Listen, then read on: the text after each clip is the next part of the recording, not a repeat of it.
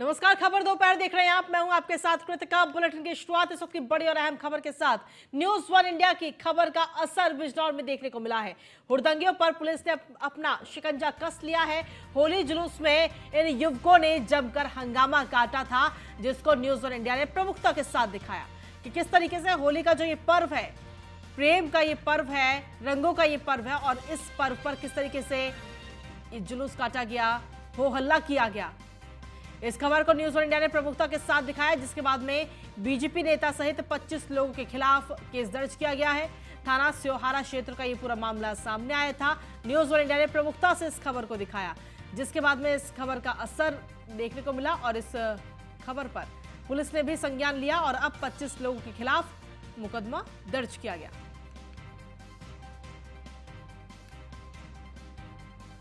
और इसी पर ज्यादा जानकारी देने के लिए हमारे संवाददाता फैजल इस वक्त जुड़ रहे हैं बिजनौर से। फैजल, क्या कुछ अपडेट है इस पूरे मामले को लेकर के? सबसे पहले न्यूज वन इंडिया ने इस खबर को दिखाया और अब इस खबर पर संज्ञान लेकर के पुलिस ने ये कार्रवाई भी की। 25 लोगों पर मुकदमा दर्ज हुआ। फैजल, थाना सिवारा का मामला है जिसमें न्यूज वन इंडिया ने प्रमुखता से खबर चलाई थी, जिसका असर साफ दिखाई दे रहा है। 25 लोगों के खिलाफ मुकदमा लिखा गया है। अगर बात करें इनकी हुड़दंगी, तो इन्होंने होली के दिन थाने में हुड़दंगी मचाई और कुछ पुलिस वालों के साथ बदतमीजी करी, जिसका आज असर साफ न्यूज वन इंडिया पर चलने के बाद 25 लोगों के खिलाफ मुकदमा दर्ज हुआ है। पुलिस की तरफ से अभी क्या प्रतिक्रिया है, आगे किस तरह की कार्रवाई की जाएगी? देखिए, अगर बात करें पुलिस प्रक्रिया तैयार है और जांच की बात कर रही है। जांच करके जो भी सामने आएगा तत्काल प्रभाव कार्रवाई की जाएगी। ठीक है, शुक्रिया तमाम जानकारी देने के लिए फैजल। तो आपको बता दें कि सबसे पहले न्यूज इंडिया ने इस खबर को प्रमुखता के साथ दिखाया था, जिसका असर भी अब कहीं ना कहीं देखने को मिला है बिजनौर में। इसी के साथ खबरों में आगे बढ़ेंगे। तेजस्वी के घर पहुंचे सीबीआई के अफसर, जहां दिल्ली में घर पर नहीं मिले हैं तेजस्वी। सीबीआई के अफसर तेजस्वी के घर से अब वापस लौटे हैं। दरअसल सीबीआई ने तेजस्वी यादव को समन भेजा और समन के बाद में सीबीआई की टीम तेजस्वी यादव के घर पहुंची दिल्ली में। लेकिन वहां पर जब तेजस्वी नहीं मिले तो सीबीआई के अफसर तेजस्वी के घर से अब वापस लौटे हैं।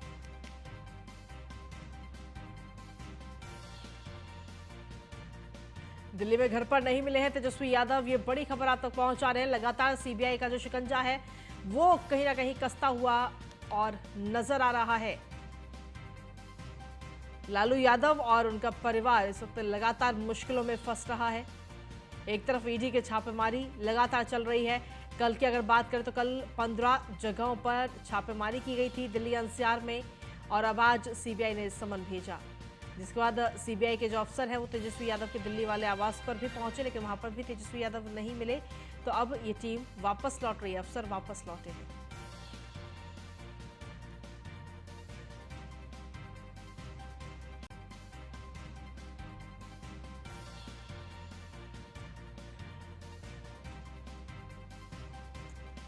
तो आपको बता दें कि तेजस्वी के घर पहुंचे सीबीआई के अफसर, और जब तेजस्वी यादव दिल्ली में उनके आवास पर नहीं मिले तो अब सीबीआई की टीम जो है वो वापस आ रही है, वापस लौटी है सीबीआई की टीम। लेकिन लगातार सीबीआई और ईडी की तरफ से मुश्किलें कहीं ना कहीं लालू यादव और उनके परिवार की बढ़ती हुई नजर आ रही हैं। पीयूष तिवारी हमारे संवाददाता जुड़ गए हैं। पीयूष, क्या कुछ अपडेट है आपके पास? तो जिस तरीके से लगातार चाहे सीबीआई की या ईडी की बात करें, एक के बाद एक कार्रवाई हो रही है। सीबीआई की ओर से समन भेजा गया था तेजस्वी यादव को। हालांकि तेजस्वी यादव की ओर है कि उनकी पत्नी का जो स्वास्थ्य वो और कहीं ना कहीं करीब ईडी जगहों पर रेड हुई, लालू यादव घर में पूछताछ हुई है। तो आज वो ईडी के समक्ष निश्चित रूप से कहीं ना कहीं कई जो आरोप हैं वो लालू प्रसाद यादव के करीबी परिवार वालों पर लगे हैं। और कल भी छापेमारी हुई थी, पत्नी से पूछताछ था, लैंड फॉर जॉब से काफी आरोप है। हालांकि लालू प्रसाद यादव का परिवार कह रहा है कि जो भी। ठीक है, शुक्रिया तमाम जानकारी देने के लिए पीयूष।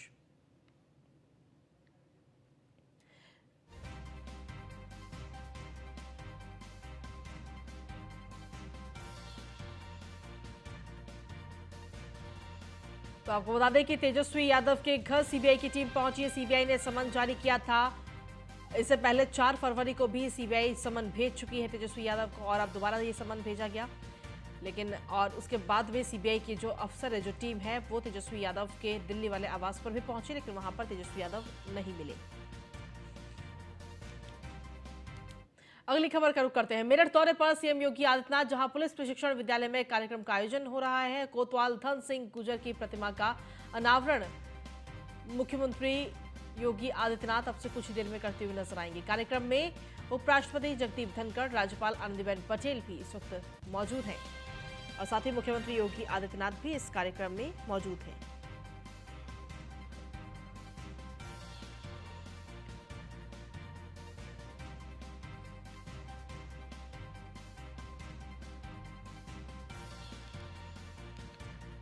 तो अब से कुछ ही देर में प्रतिमा का अनावरण करेंगे। मेरठ दौरे पर है इस वक्त मुख्यमंत्री योगी आदित्यनाथ। मेरठ में चौधरी चरण सिंह विश्वविद्यालय में कार्यक्रम था और उस कार्यक्रम में शिरकत करते हुए मुख्यमंत्री नजर आए, जिसके बाद में अब पुलिस प्रशिक्षण विद्यालय में भी कार्यक्रम का आयोजन है। अधिक जानकारी के साथ संवाददाता अतुल शर्मा हमारे से जुड़ गए। अतुल, क्या कुछ ताजा अपडेट है आपके पास में? देखिए, फिलहाल की अगर बात की जाए तो पीटीसी सेंटर है, वहाँ कुछ देर में मुख्यमंत्री, उपराष्ट्रपति और राज्यपाल पहुंचने वाले। यही वो मंच है जहाँ से जो पुलिसकर्मी हैं उनको संबोधित करेंगे। जो यहाँ पर वरिष्ठ अतिथि बैठे हुए हैं उन सबको संबोधित करते हुए नजर आएंगे मुख्यमंत्री और उपराष्ट्रपति, राज्यपाल। देखा जाए तो मेरठ में जो कोतवाल धन सिंह गुर्जर है, शहीद कोतवाल धन सिंह गुर्जर की मूर्ति का अनावरण करने के लिए पीटीसी पुलिस ट्रेनिंग सेंटर में कुछ देर में पहुंचने वाले हैं मुख्यमंत्री, उपराष्ट्रपति और राज्यपाल। देख सकते हैं कि यही वो मंच है जहाँ से जो वरिष्ठ अतिथि हैं वो यहाँ पर पहुँचना शुरू हो गए हैं। लगातार देखा जाए तो पश्चिमी उत्तर प्रदेश के जो नेता हैं, मंत्री हैं, वो सब यहाँ पहुँचना शुरू हो चुके हैं। लगातार देखा जाए तो आज सुबह से ही मेरठ में है मुख्यमंत्री योगी आदित्यनाथ। उसी के साथ साथ अगर बात की जाए कुछ देर में मेरठ के पुलिस ट्रेनिंग सेंटर में पहुँचेंगे। उसके बाद में मूर्ति का अनावरण करेंगे और यहाँ पर सभा को संबोधित करते हुए नजर आएंगे। मैं अपनी विपरीत साइड आपको दिखाना चाहूँगा कि जो यहाँ पर पुलिसकर्मी है वो भारी संख्या में बैठे हुए हैं। भारी पुलिस फोर्स यहाँ तैनात की गई है और जो यहाँ पर अंडर ट्रेनी जो पुलिसकर्मी हैं उनको यहाँ पर पहुँचाया गया है। उनको भी यहाँ पर संबोधित करते हुए नजर आएंगे मुख्यमंत्री और राज्यपाल, उपराष्ट्रपति। लगातार देखा जाए तो मेरठ में आज सुबह से ही कई प्रोग्रामों में मुख्यमंत्री ने शिरकत किया है। उसके बाद साथ साथ देखा जाए तो उपराष्ट्रपति ने भी हर एक प्रोग्राम में शिरकत किया है। इस पर्व मनाने के लिए आज मेरठ पहुंचे थे मुख्यमंत्री, उपराष्ट्रपति और राज्यपाल। देखा जाए तो यहाँ पर जो चारों तरफ पुलिस ही नजर आ रही है। भारी पुलिस फोर्स की यहाँ पर तैनाती की गई है। कुछ देर बाद मूर्ति का अनावरण करने के लिए यहाँ पहुंचने वाले हैं मुख्यमंत्री योगी आदित्यनाथ। लगातार ये तस्वीरें भी हम अपने दर्शकों तक दिखा रहे हैं। न्यूज़ इंडिया पर एक्सक्लूसिव ये तस्वीरें, जहां पर अब से कुछ ही देर में ये कार्यक्रम है। आपको बता दें कि मेरठ दौरे पर है इस वक्त मुख्यमंत्री योगी आदित्यनाथ। ये तस्वीरें लगातार हम आपको दिखा रहे हैं, जहां पर प्रतिमा का अनावरण करते हुए नजर आएंगे। कोतवाल धन सिंह गुर्जर की प्रतिमा का अनावरण करेंगे।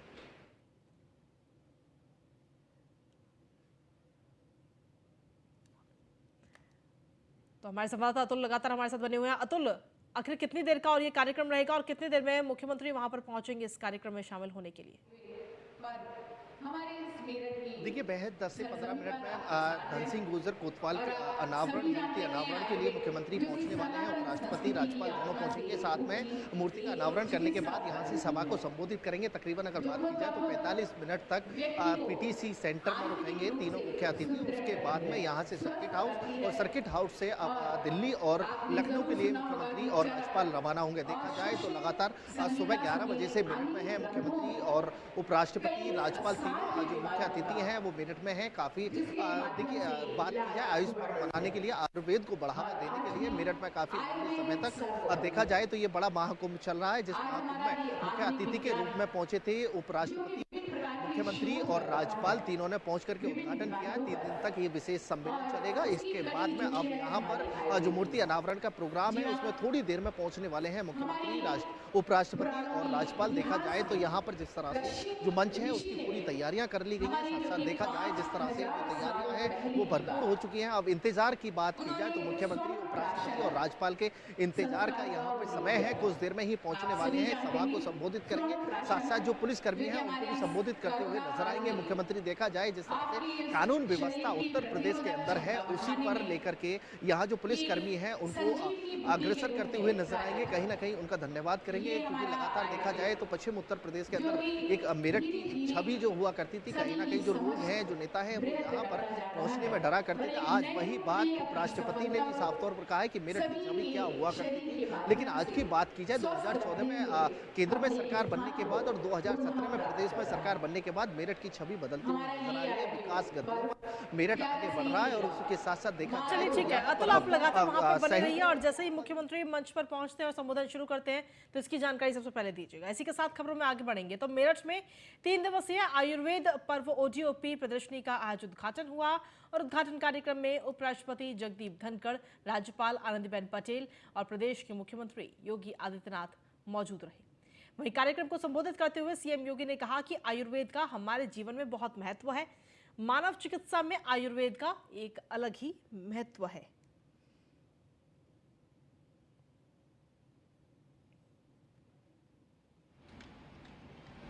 महाभारत की रचनाकार वाली धरती, यही मेरठ से कुछ ही दूरी पर हस्तिनापुर है, जिसने महाभारत की नींव रखी थी और एक नए इतिहास का सृजन किया था। आने वाली पीढ़ी को एक धरोहर दी थी, जिसने इस घोषणा भी की थी कि धर्म, अर्थ, काम और मोक्ष जो 4 मानवीय पुरुषार्थ हैं, इनसे संबंधित जो कुछ भी है वह इस ग्रंथ में है, जो इसमें नहीं वह अन्यत्र कहीं नहीं है। वह उद्घोष करने वाली धरती है। देश की आजादी के प्रथम स्वतंत्र समर का उद्घोष करने वाली क्रांति धरा है। तो यहाँ के अन्नदाता किसानों के पुरुषार्थ की धरा भी ये मेरठ है, जिन्होंने पहली बार परंपरागत चिकित्सा पद्धतियों को आयुष मंत्रालय के रूप में लेकर के और योग, आयुर्वेद, होम्योपैथ, यूनानी, सिद्धा, प्राकृतिक चिकित्सा, इन सब को लेकर के मंत्रालय का गठन किया। योग को 2016 से 21 जून की तिथि को अंतर्राष्ट्रीय योग दिवस के रूप में आज पूरी दुनिया मनाने के लिए उत्सुक है। 21 जून को दुनिया का कोई कोना ऐसा नहीं जहां पर पूरा देश, पूरी दुनिया, कोई प्रांत, कोई जनपद, कोई शहर, कोई कस्बा, कोई गांव, कोई परिवार ऐसा नहीं होता है जो योग की क्रिया के साथ किसी न किसी रूप में न जुड़ता हो। उत्तर प्रदेश के अंदर वर्तमान में उत्तर प्रदेश सरकार के द्वारा जिस क्षेत्र में यह आयुर्वेद सम्मेलन किया गया है, यहाँ के बहुत सारे आयुर्वेद के हमारे विशेषज्ञ हैं या रहे हैं, जिन्होंने इस फील्ड में अपने समय में विषम परिस्थितियों का सामना करते हुए बहुत कुछ करके दिखाया।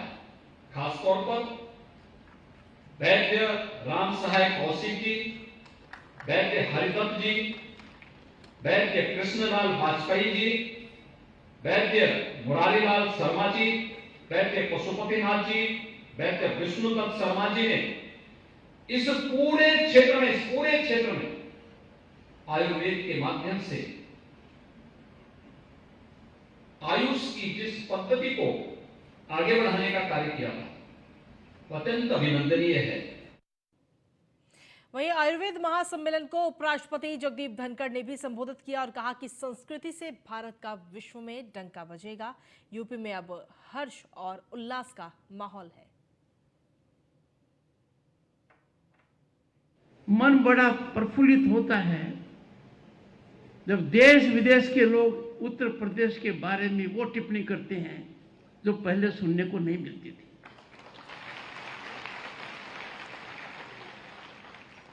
Uttar Pradesh is the spinal strength of Indian democracy.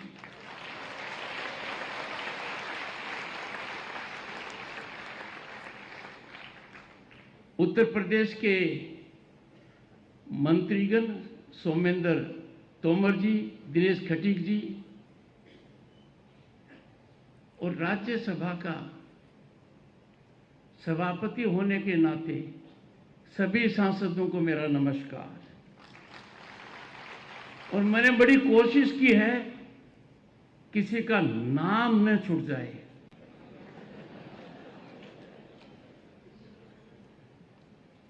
Vajpayee ji, Laxmikant जी, लक्ष्मी से नाता है पर आयुर्वेद से चौथी पीढ़ी का नाता है।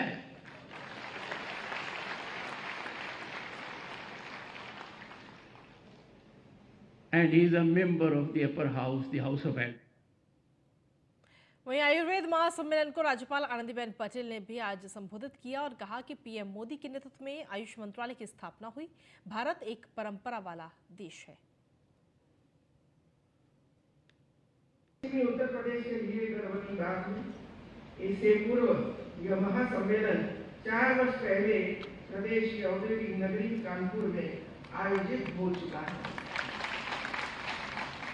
भारत में ऋषियों एवं सन्यासियों की लंबी परंपरा रही है, जिन्होंने स्वयं अपनी स्वदेशी स्वास्थ्य सेवाओं का तंत्र विकसित किया, जैसे आयुर्वेद, योग एवं सिद्ध पद्धतियां।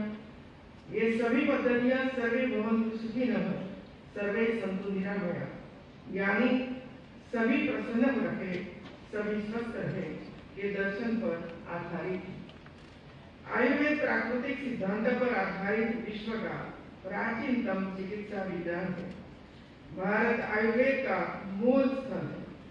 आयुर्वेदिक उपचार में मन, शरीर और आत्मा के बीच संतुलन बनाए रखते हुए समग्र स्वास्थ्य प्रबंधन पर ध्यान केंद्रित किया जाता है। आयुर्वेद के प्राचीनतम ग्रंथों में चरक संहिता, सुश्रुत संहिता और अष्टांग हृदयम प्रमुख है। आयुर्वेद हमें हजारों वर्षों से स्वस्थ जीवन का मार्ग दिखा रहा। आयुर्वेद चिकित्सा के सभी ग्रंथों का पुनः मूल्यांकन करना आधुनिक परिप्रेक्ष्य में बहुत आवश्यक है। हमारी केंद्र सरकार ने डिजिटलाइजेशन करने का कार्य प्रारंभ कर दिया है। इसके साथ ही सरकार ने धन्वंतरी त्रयोदशी को राष्ट्रीय आयुर्वेद दिवस के रूप में मनाने का निर्णय करके आयुर्वेद को विशेष पहचान दी है। आज हमारे देश में निर्मित आयुर्वेद उत्पादकों को एक नई संभावनाओं के रूप में देखा जा रहा है। लोगों का रुझान पाश्चात्य चिकित्सा पद्धति से हटकर आयुर्वेद की तरफ बढ़ रहा है। विश्व में आयुष पद्धतियों की लोकप्रियता में निरंतर वृद्धि हो रही है। कोविड काल में आयुर्वेद की महत्ता और उपयोगिता को लोगों ने समझा परखा। तो आपको बता दें कि आयुर्वेद और योग का जीवन में काफी महत्वपूर्ण स्थान है, ऐसा कहना है राज्यपाल का। आयुर्वेद महासम्मेलन में राज्यपाल आनंदीबेन पटेल आज शामिल होती हुई नजर आई और इस कार्यक्रम में उन्होंने कहा कि कोविड काल में आयुर्वेद की भी अहम भूमिका रही है।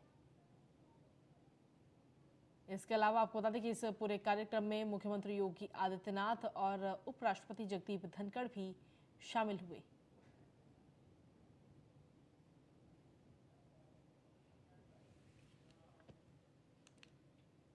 प्रधानमंत्री नरेंद्र मोदी ने विश्वकर्मा कौशल सम्मान पर वेबिनार को आज संबोधित किया और वेबिनार की इस सीरीज में केंद्र सरकार बजट 2023-24 में की गई अनाउंसमेंट पर विचारों और सुझावों को इकट्ठा कर रही है ताकि उन सभी घोषणाओं पर सही दिशा में काम किया जा सके। पीएम विश्वकर्मा कौशल सम्मान का उद्देश्य कारीगरों, शिल्पकारों को डोमेस्टिक और ग्लोबल वैल्यू चेन से जोड़ना है। ऐसा करके सरकार उनके प्रोडक्ट्स, सर्विसेज की क्वालिटी, स्किल और रीच में सुधार करना चाहती है।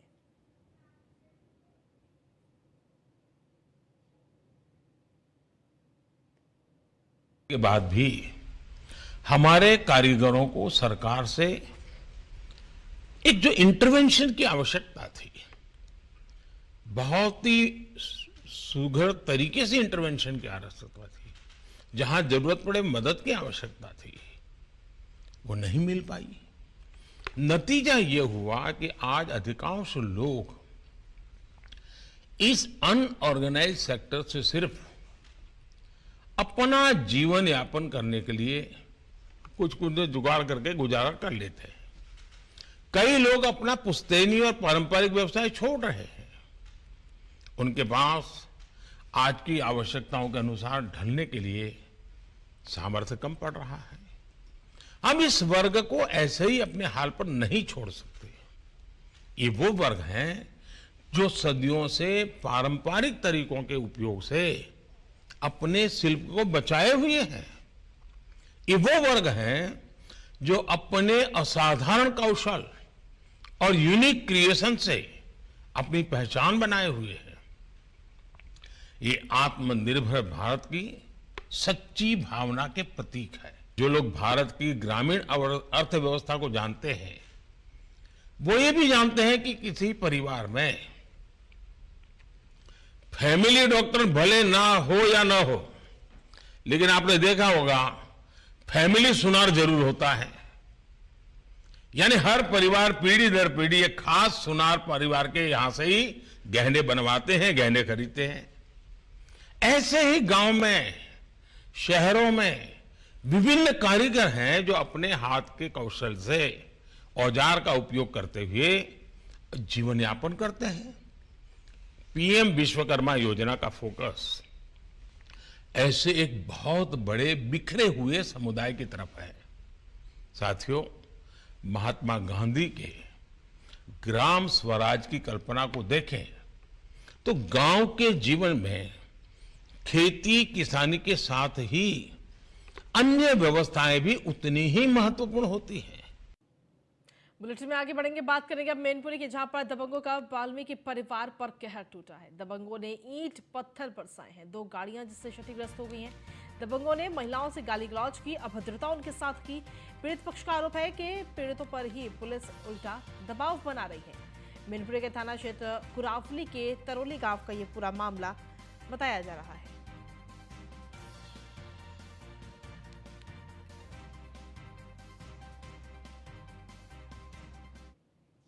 वहीं झांसी में एसओजी टीम और बदमाशों के बीच मुठभेड़ हुई, जिसमें 2 बदमाशों को गोली लगी, जिन्हें झांसी के मेडिकल कॉलेज में भर्ती कराया गया है। बताया जा रहा है कि ये वही बदमाश थे जिन्होंने टोडी फतेहपुर थाना क्षेत्र के डूरवई में डकैती की घटना को असलहे के दम पर अंजाम दिया था। पुलिस का बदमाशों पर जब आमना सामना हुआ तो दोनों ओर से गोलियां चली, जिसमें 2 बदमाशों को गोली लग गई, जबकि उनके अन्य साथी फरार हो गए, जिनको पुलिस की टीमें लगातार तलाश कर रही हैं।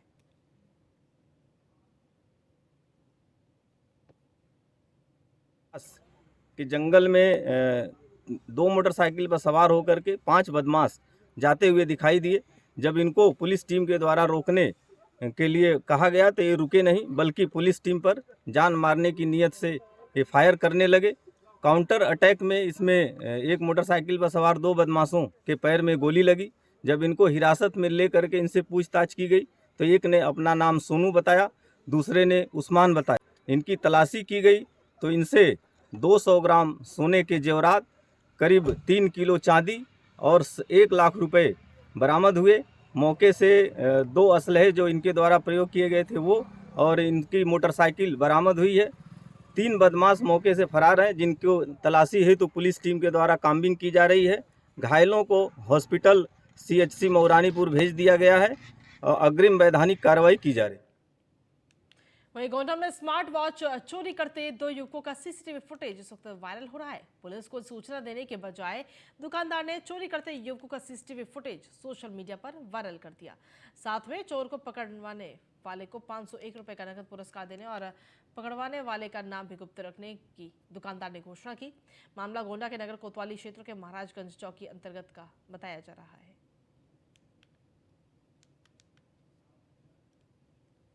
जालौन में मकान निर्माण के दौरान चांदी के प्राचीन सिक्के और चांदी के गहने भी मिले हैं। सिक्के मिलने की सूचना पर प्रशासन मौके पर पहुंचा, जहां प्रशासन ने चांदी के सिक्कों को जब्त किया और साथ ही इसकी सूचना पुरातत्व विभाग को भी दी। बताया जा रहा है कि ये सिक्के सन 1862 के हैं। जालौन कोतवाली के व्यासपुरा गांव के रहने वाले कमलेश कुशवाहा के घर में ये सिक्के मिले हैं।